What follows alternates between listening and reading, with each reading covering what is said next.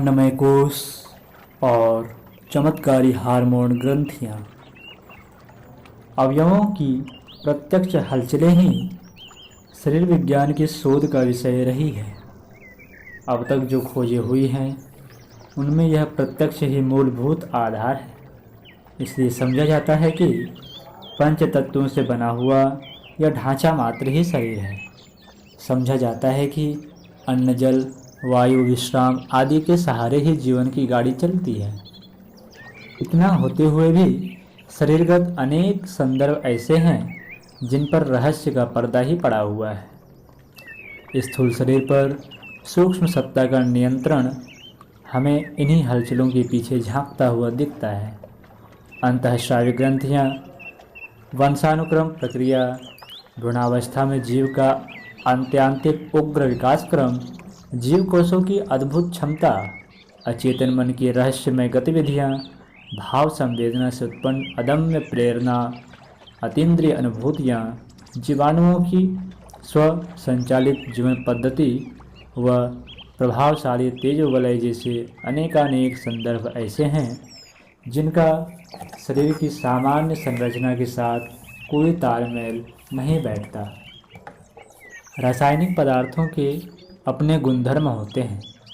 सम्मिश्रण से उनमें भिन्न प्रकार की प्रतिक्रियाएं भी होती हैं, किंतु ऐसे रहस्य उत्पन्न नहीं होते जैसे कि अनबूझ पहेलियों के रूप में सामने आते रहते हैं।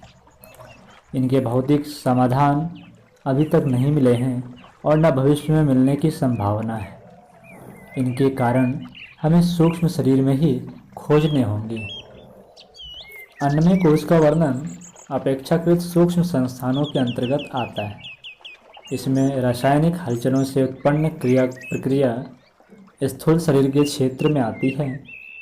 शरीर शास्त्रियों की खोजबीन यहीं तक सीमित है। स्वास्थ्य संवर्धन के लिए, चिकित्सा उपचार के लिए जो क्रियाकलाप चलते हैं उन्हें भौतिक क्षेत्र की मर्यादा माना गया है। ऐसे अद्भुत रहस्य जिनका तालमेल रासायनिक हलचलों से नहीं बैठता, उन्हें सूक्ष्म शरीर की शक्ति, सत्ता का प्रभाव कहा जा सकता है। यह क्षेत्र अत्यंत सुविस्तृत है। उसका थोड़ा सा परिचय जिन प्रत्यक्ष प्रमाणों के आधार पर प्राप्त हो सकता है उनमें अंतःस्रावी हार्मोन ग्रंथियों की भी गणना की जा सकती है। उनसे निकलने वाले राई रक्ति स्राव शरीर में कितनी अद्भुत गतिविधियां संपन्न करते हैं कि देखकर चकित रह जाना पड़ता है। शरीर विज्ञान के अंतरंग शोधों से यह स्पष्ट हो गया है कि हृदय, आमाशय, आँख, कान, त्वचा आदि तो यंत्र हैं। इन यंत्रों के संचालक सूक्ष्म अवयव अन्य ही होते हैं और उन संचालक तत्वों या अवयवों के स्वरूप पर ही हमारे स्वास्थ्य का बहुत कुछ आधार निर्भर रहता है। इन सूक्ष्म अवयवों में हार्मोनों का स्थान अत्यधिक महत्वपूर्ण है। उनकी सक्रियता, निष्क्रियता का सारी शारीरिक एवं मानसिक स्थितियों पर भारी प्रभाव पड़ता है। शरीर की आकृति कैसी भी हो, उसकी प्रकृति का निर्माण तो मुख्यतः इन हार्मोन से प्रभावित होते हैं। यद्यपि आकृति पर भी इन जीवन रस स्रावों का प्रभाव पड़ता ही है। कई ऐसे उदाहरण मिलते हैं कि विशेष मनस्थिति के कारण किन्हीं युवतियों का रूप लावण्य तब तक बना रहा जिस आयु में सामान्य रूप से शरीर पर वृद्धता के चिन्ह उभर आते हैं। उनके बने रहने का रहस्य सूत्र भी निश्चय ही इन हार्मोन स्रावों में छिपा हुआ माना जाता है। यद्यपि औषध विद्या और शल्य प्रक्रिया की पहुंच अभी वहां तक नहीं हो पाई है, पर उनके स्वरूप की कुछ कुछ जानकारी तो आधुनिक जीवन शास्त्र को हो ही गई है। हार्मोन स्रावों के विशेष अनुसंधानकर्ता डॉक्टर क्रुकसेट ने इन स्रावों के आधार ग्रंथियों को जादुई ग्रंथियां कहा है और बताया है कि व्यक्ति की वास्तविक स्थिति को जानने के लिए इन स्रावों के संतुलन और क्रियाकलापों का परीक्षण करके ही यह जाना जा सकता है कि उनका स्तर एवं व्यक्तित्व सचमुच क्या है। हार्मोन वे रासायनिक तत्व या रहस्यमय जीवन रस हैं जो अंतःस्रावी ग्रंथियों द्वारा स्रावित होते हैं। ग्रंथियाँ दो प्रकार की होती है। पहली बहिर्स्रावी ग्रंथियाँ अर्थात प्रणाली युक्त ग्रंथियाँ, जिसे डक्ट या एक्सटेरोग्रैंड्स कहते हैं। दूसरी ग्रंथि है अंतःस्रावी या प्रणाली रहित ग्रंथियाँ, इसे एंडोक्राइन या डक्टलेस ग्लैंड्स कहते हैं। पहली ग्रंथि बहिर्स्रावी ग्रंथियाँ। इन ग्रंथियों में प्रत्येक के साथ एक नलिका मिली होती है। नलिका द्वारा ग्रंथियों का रसस्राव शरीर के रक्त प्रवाह में न मिलकर शरीर की ऊपरी सतह पर चला जाता है। इन रसों के द्वारा शरीर की अनेक ज़रूरतें पूरी की जाती हैं। प्रमुख बहिर्स्रावी ग्रंथियाँ तीन हैं। पहली अश्रु ग्रंथियाँ अर्थात टीयर ग्लैंड्स। दूसरी प्रस्वेर ग्रंथियाँ अर्थात स्वेट ग्लैंड्स। और तीसरी लार ग्रंथियाँ अर्थात स्लेवरी ग्लैंड्स। अब दूसरी ग्रंथि के रूप में है अंतःस्रावी ग्रंथियाँ। इन दिनों क्रोमोसोम्स तथा वंशानुक्रम की चर्चाएं बहुत व्यापक रूप से उठा करती है। इन प्रक्रियाओं के मूल में अंतःस्रावी ग्रंथियों के स्राव कुछ विशिष्ट हार्मोन्स ही हैं। अब तक के शोधों के आधार पर अंतःस्रावी ग्रंथियों के 8 केंद्र माने जाते हैं। ये शरीर के विभिन्न अंगों में अवस्थित हैं, जैसे सिर में पहला पीनियल बॉडी, दूसरा पिट्यूटरी ग्लैंड है। गले में पैराथायराइड और थायराइड ग्लैंड होती है। वक्षस्थल के ऊपरी भाग में थाइमस ग्लैंड स्थित है। उधर प्रदेश में एड्रिनल ग्लैंड्स और पैनक्रियाज ग्रंथियां, पेड़ू क्षेत्र में गोनेट्स ग्रंथियां का स्थान है। इन ग्रंथियों की अद्भुत क्षमता के संबंध में अभी वैज्ञानिकों को पूरी जानकारी नहीं है। उनके बारे में सांकेतिक जानकारी ही प्राप्त हो चुकी है।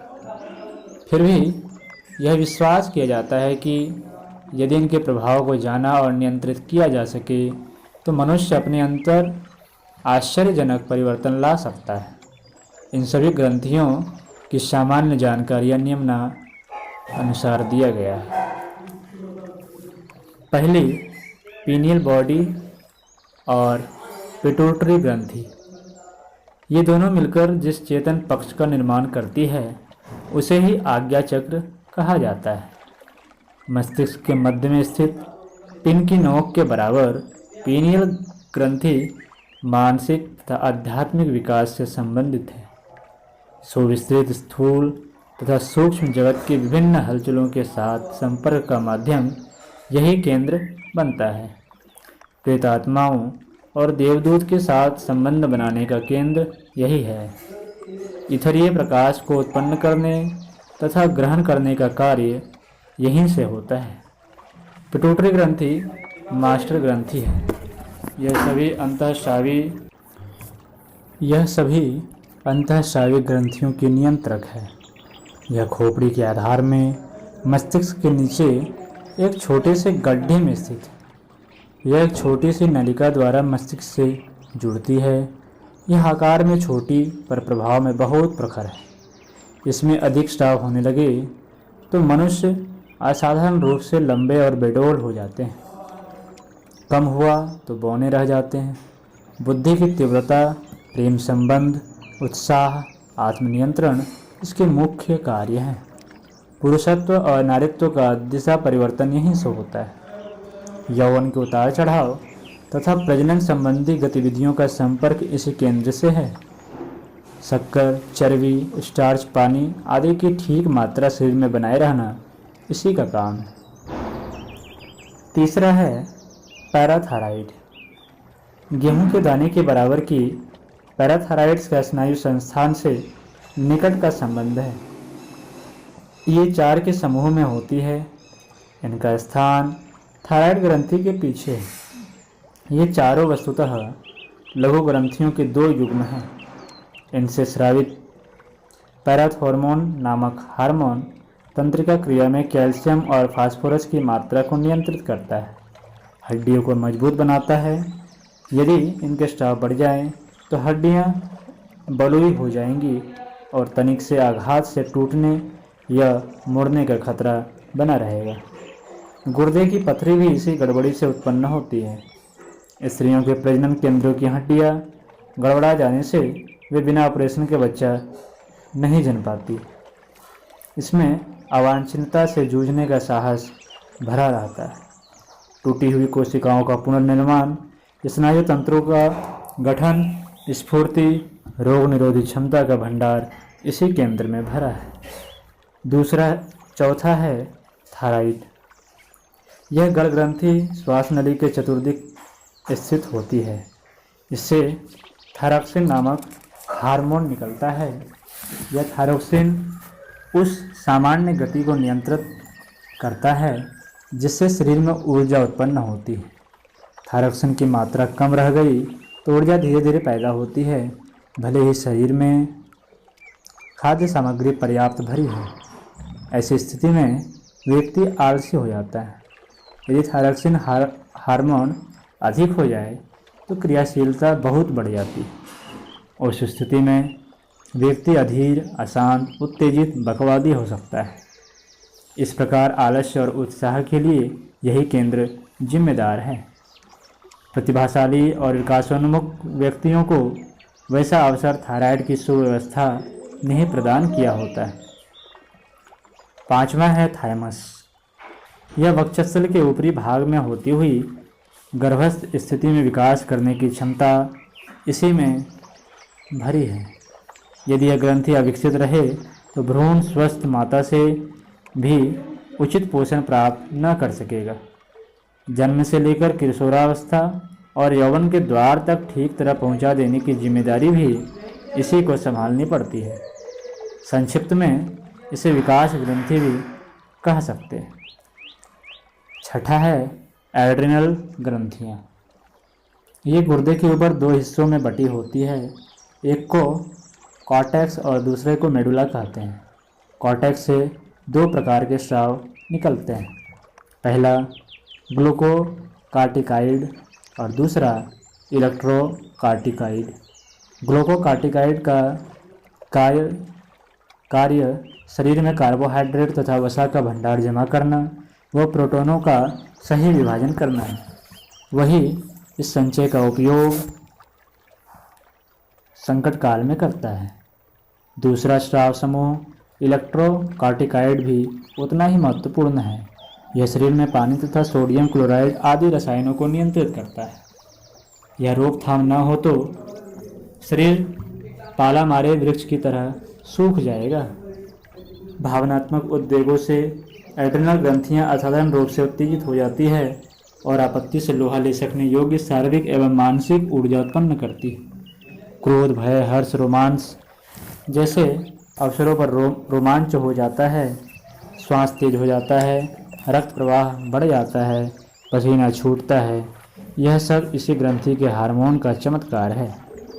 सातवां है पैनक्रियाज।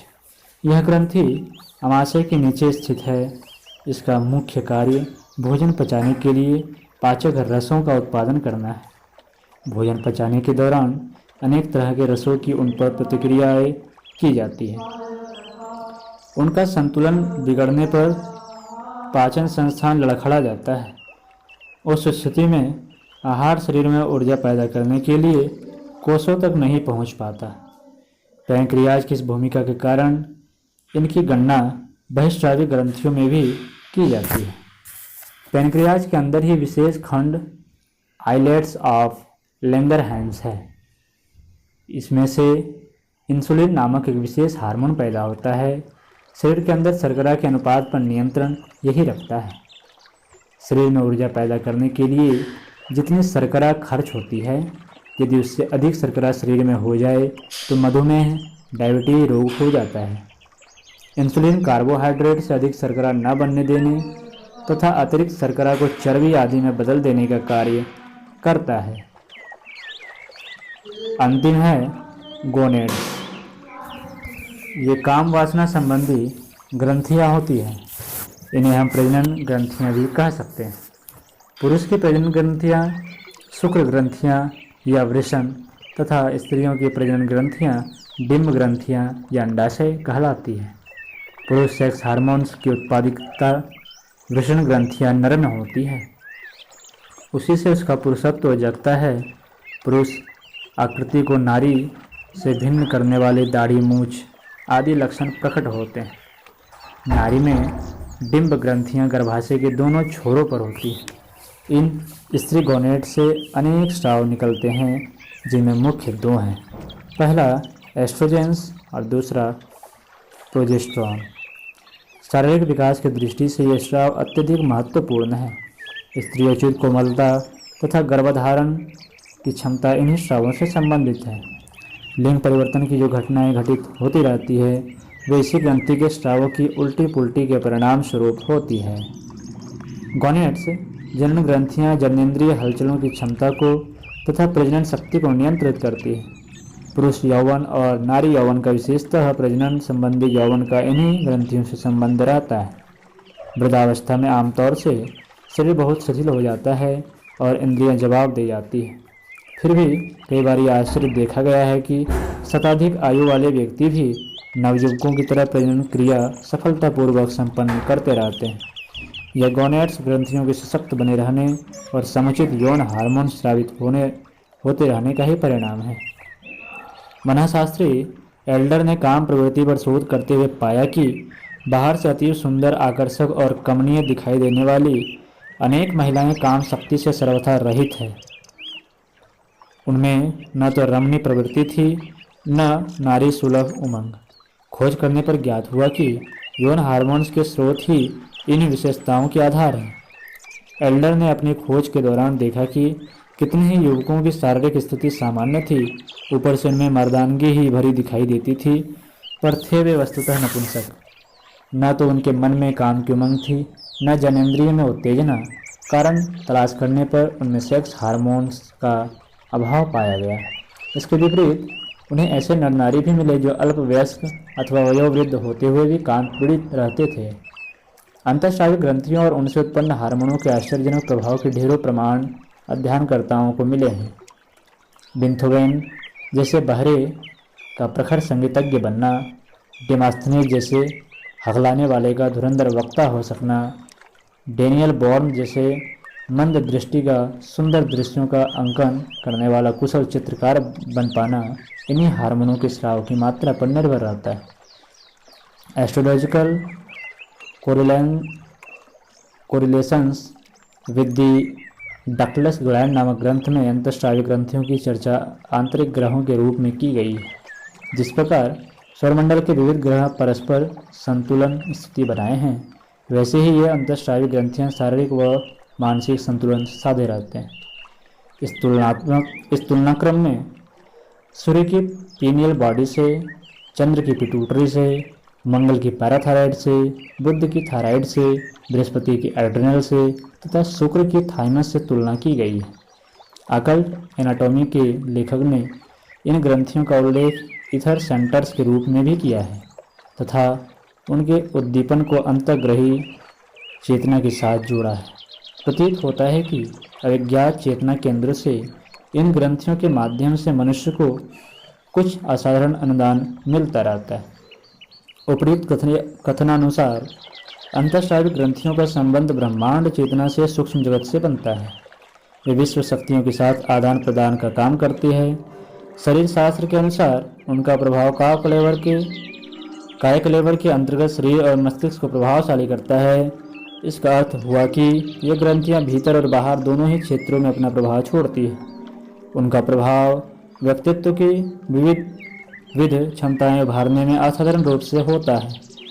इन ग्रंथियों को नियंत्रण से बाहर माना जाता है और समझा जाता है कि इनकी प्रकृति एवं क्रिया पद्धति बदलना अपने हाथ की बात नहीं है, किंतु ऐसा है नहीं। सूक्ष्म शरीर को प्रभावित करने वाले साधनात्मक प्रयत्नों से इन ग्रंथियों की स्थिति बदली जा सकती है और अनावश्यक हार्मोनों का उत्पादन घटाकर जो उपयोगी है उन्हें बढ़ाया जा सकता है। अन्नमय कोश में इन ग्रंथियों के नियंत्रण सूत्र माने गए हैं।